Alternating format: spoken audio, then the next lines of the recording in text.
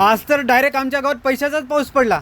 तर राम राम मंडळी, स्वागत आहे आपल्या आजच्या नवीन मिनी ब्लॉग मध्ये। तुम्हाला तर माहिती आहे आज करीचा कसा माहोल असते हे तर तुम्हाला सांगायचं कामच नाही। गावातला कुठलाही सण म्हणलं की संस्कृती आणि परंपरा असतेच, आणि तीच संस्कृती आणि परंपरा कायम ठेवतात। आमच्या गावातल्या सर्व बैलजोड्या सजून धजून रेडी झाल्या, आणि बैलपोळ्याचा सण म्हणलं की सगळ्याच्या चेहऱ्यावर एक वेगळाच आनंद असते। आणि बैलपोळा म्हणलं की सर्व शेतकऱ्याच्या काळजाचा विषय असतो, कारण शेतकऱ्याच्या सदैव खांद्याला खांदा लावून तत्पर राहणारा आणि आपल्या मालकावर निस्वार्थ प्रेम करणारा आपल्या लाडक्या बैलराजाचा हा सण। फिर धिंगाणा तो बनता है ना भिडू।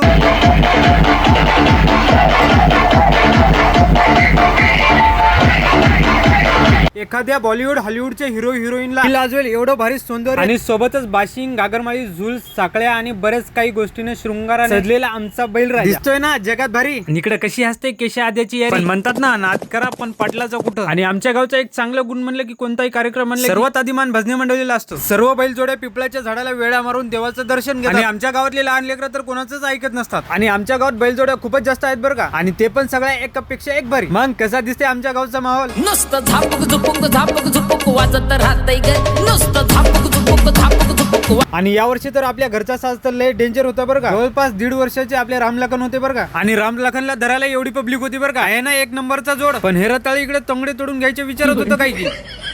आणि इकडे श्रावणी तर खूपच गोड पोच देत आहे, आणि करीत माहोल घालण्यासाठी गरुडा 77+ म्हणजे आपल्या साईरामदाजीचा डीजे मोठ्या थाटात आला। डीजे आला म्हणले की आता पोरं काय ऐकत नसतात।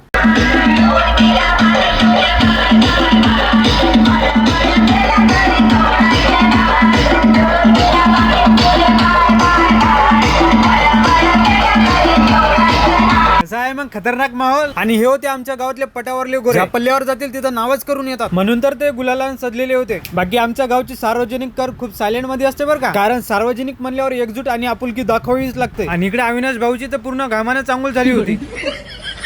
पण आज पोरं तर कोणाच्या बापाचं ऐकत नाही काय की।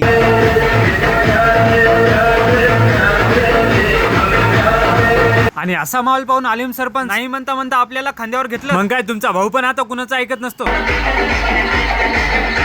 आणि इकडे बच्चा कंपनी तर खूपच खुश होती बरं का, आणि इकडे बेलवाडीचे सरपंच डायरेक्ट पैशाचाच पाऊस पाडत होते। तुम्हाला तर म्हणलं ना बैलपोळा म्हणजे शेतकऱ्याच्या काळजाचा विषय, म्हणून नाद करते काय असं दाखवावंच लागतं। आणि व्हिडिओ आवडल्यास तेवढं लाईक आणि फॉलो करावंच लागतं। आणि इकडे तर या वयात नारायण काकाला प्रीतीचा इंचूच चावला होता।